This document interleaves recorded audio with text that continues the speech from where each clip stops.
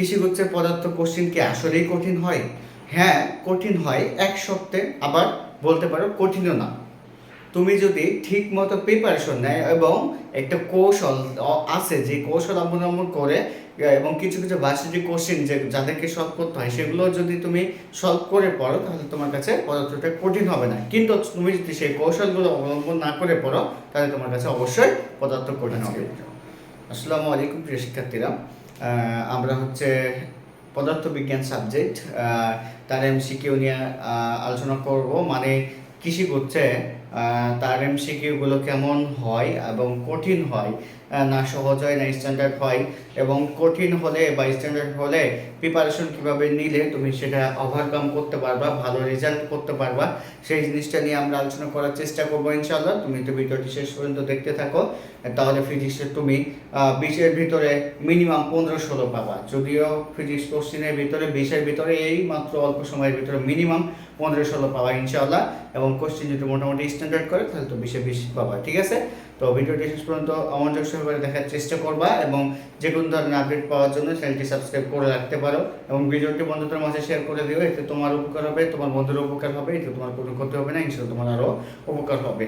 এবং হচ্ছে আমাদের কৃষি কোর্সের কোর্স চলমান, তোমরা যারা ইচ্ছুক ভর্তি হতে পারো 10 মের ভিতরে।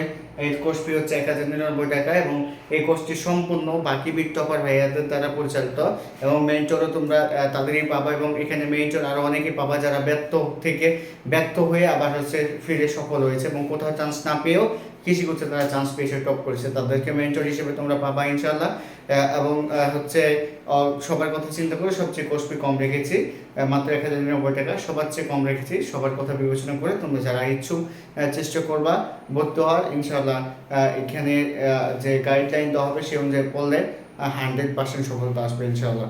দেখো, পদার্থ প্রস্তুতি নিয়ে বলি। পদার্থে তোমার কৃষি গুচ্ছে রয়েছে 20 মার্ক এবং 20 মার্ক তোমাকে হচ্ছে তুলাটা হয়তো একটু টাফ হবে, কিন্তু 20-এর ভিতরে 15-16 যদি পাও, আর ওই যে বায়োলজিতে যে আমি বলেছি 30-এ 30 তোলার কৌশল এবং রসায়নে যে 30-এ 30 তোলার যে কৌশল বলেছি, এই দুটো ভিডিও এগ্রিকালচার আপডেট প্লেলিস্টে আছে, তোমরা দেখে দিবা।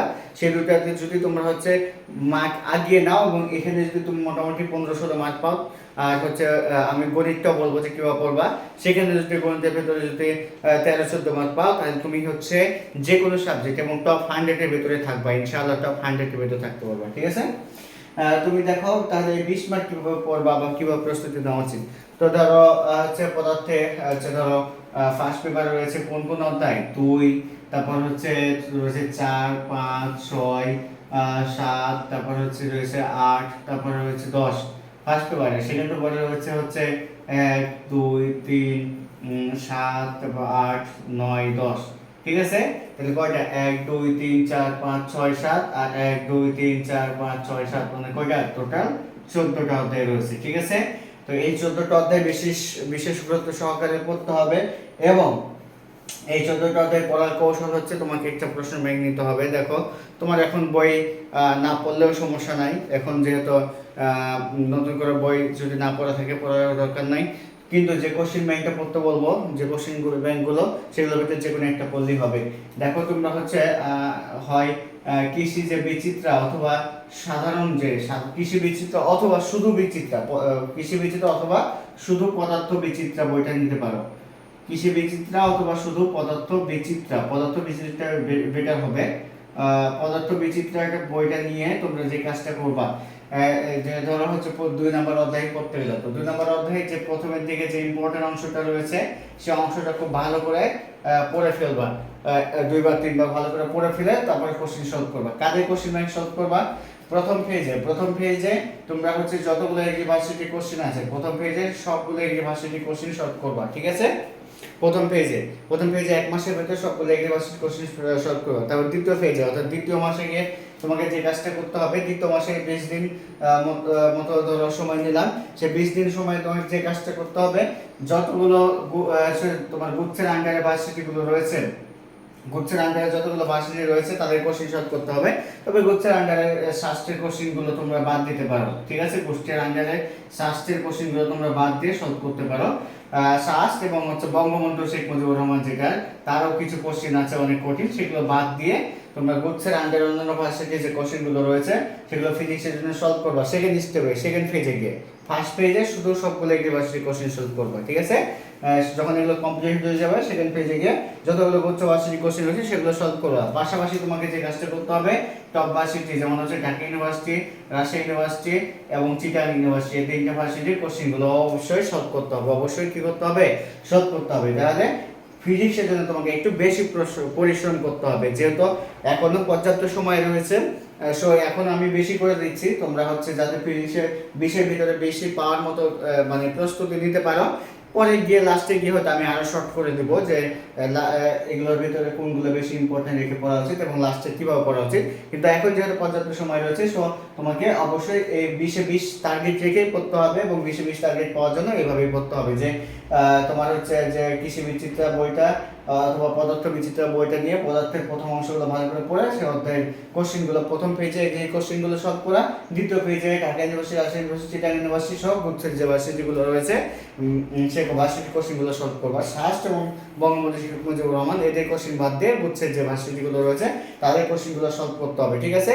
এবং হাতে কলমে সবগুলো ক্যালকুলেশন করার চেষ্টা করবো। হয়তো কিছু কিছু আছে যেগুলো ক্যালকুলেশন ছাড়া করা যাবে না, সেগুলো তো বাদ, কিন্তু যেগুলো হাতে কলমে ক্যালকুলেশন করা যাবে সেই জিনিসগুলো ভালো করে পড়তে হবে এবং বেসিকগুলো খুব ভালোভাবে ক্লিয়ার থাকতে হবে, ঠিক আছে? ফিজিক্সের জন্য বেসিক খুব ভালো ক্লিয়ার থাকতে হবে। ফিজিক্সের জন্য যদি বেসিক ভালোভাবে ক্লিয়ার না থাকে তাহলে কিন্তু আটকে যাবে, ঠিক আছে? ফিজিক্স কোশ্চেন কৃষিতে গিয়ে আটকে যাবে। সো বেসিক খুব সুন্দর করে ক্লিয়ার করতে হবে, ঠিক আছে? তো আমার এই কোর্সে যারা ভর্তি হবে ইনশাল্লাহ তাদের তো কোনো প্রবলেম হবে না, কিন্তু যদি তোমার ভর্তি হয় বা ভর্তি হতে না পারো তাহলে সেটার জন্য কি করবো, অবশ্যই তোমাকে আমি বলে দিলাম এইভাবে পড়তে এবং তোমার হচ্ছে বেসিক ক্লিয়ার করতে, ঠিক আছে? আমাদের কোর্সে তো ইনশাল্লাহ হচ্ছে বেসিক ক্লিয়ার করাই সব কিছু এইভাবে যেভাবে প্ল্যান বললাম সেইভাবে সব কিছু তোমাদের হাতে কলমে করিয়ে দেওয়া হবে ইনশাল্লাহ। তোমার ঠিকঠাক মতো ক্লাস করলে আর কিছু করা লাগবে না, কাভার হয়ে যাবে ইনশাল্লাহ সব কিছু এবং চান্স পাওয়ার মতো মার্ক পেয়ে যাবে এবং ফিজিক্স ইনশাল্লাহ খারাপ হবে না। তো বিষয়টা আশা করি বুঝতে পেরেছো যে তোমরা হচ্ছে পাশাপাশি তোমরা হচ্ছে পদার্থ বিচিত্রা বা কৃষি বিচিত্রা না পড়লে অন্য কোনো বইয়ে পড়তে পারো, যেমন হচ্ছে তোমার উদ্ভাস একটা পড়তে পারো, উদ্ভাস উন্মেষ একটা পড়তে পারো, এই বইটাও এদেরটাও পড়তে পারো। তবে আমার কাছে আমি যেটা পড়েছিলাম আর কি বিচিত্রা, এদের জন্য আমার কাছে বেটার মনে হচ্ছে। তোমরা এটা না চাইলে কারোর কাছে না থাকলে উদ্ভাস একটাও পড়তে পারো, কোনো সমস্যা নাই, ঠিক আছে? সো এইভাবে তুমি প্রিপারেশন নিতে থাকো, যেভাবে বললাম সেভাবে নিতে থাকো, যে কোনো একটা বই পড়লে হবে। যদি এভাবে প্রিপারেশন নাও ইনশাল্লাহ কৃষি করছে তোমার কাছে পদার্থটা কোনো কঠিন হবে না, কঠিন বলে মনে হবে না এবং ইনশাল্লাহ তুমি হচ্ছে ভালো একটা মার্ক তুলতে পারবা এবং তুমি টপ পজিশন অর্জন করতে পারবা। তো বিষয়টা বুঝতে পেরেছো এবং তোমরা ঠিকভাবে প্রিপারেশন নাও। যে কোনো প্রয়োজনে আমাকে নক দেওয়ার চেষ্টা করো, রিপ্লাই দেওয়ার চেষ্টা করবো এবং কমেন্টে জানাবা, যে কোনো কিছু জানা থাকলে ইনশাল্লাহ রিপ্লাই দেওয়ার চেষ্টা করবো এবং আমাদের গ্রুপগুলোতে যুক্ত থাকবো যে কোনো ধরনের আপডেট পাওয়ার জন্য এবং ফ্রি পরীক্ষা আমি ব্যবস্থা করবো ইনশাল্লাহ তোমাদের জন্য। তো সবার জন্য শুভকামনা রইল, সবাই ভালো কিছু করো। আসসালামু আলাইকুম, আল্লাহ হাফিজ।